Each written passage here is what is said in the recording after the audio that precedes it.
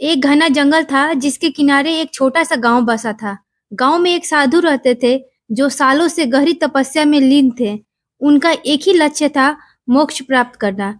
हर सुबह गांव के लोग उनके लिए फल और जल लेकर आते, यह सोचकर कि उनके आशीर्वाद से उनके कष्ट दूर होंगे। एक बार ग्रीष्म ऋतु में भयंकर सूखा पड़ा।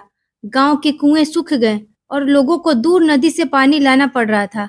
साधु की तपस्या भी इसी गर्मी से प्रभावित हो रही थी। एक दिन एक बूढ़ी दुर्बल स्त्री मुश्किल से एक घड़ा पानी लेकर साधु के पास पहुंची।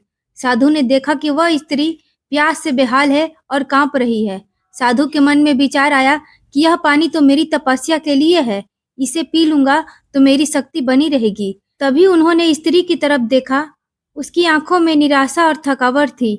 साधु ने बिना कुछ सोचे अपना घड़ा उस स्त्री को थमा दिया और कहा, माँ, आप बहुत थकी हुई लग रही हैं।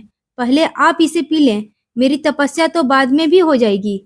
स्त्री ने कृतज्ञता से पानी पिया। जब वो जा रही थी तो अचानक आकाश से मेघ गर्जना हुई और मूसलाधार बारिश शुरू हो गई। देखते ही देखते गांव के सूखे कुएं लबालब भर गए।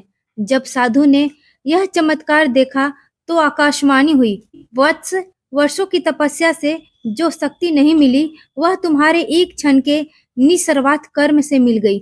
मोक्ष की इच्छा भी एक प्रकार का स्वार्थ है। सच्चा कल्याण तो दूसरों की सेवा में है।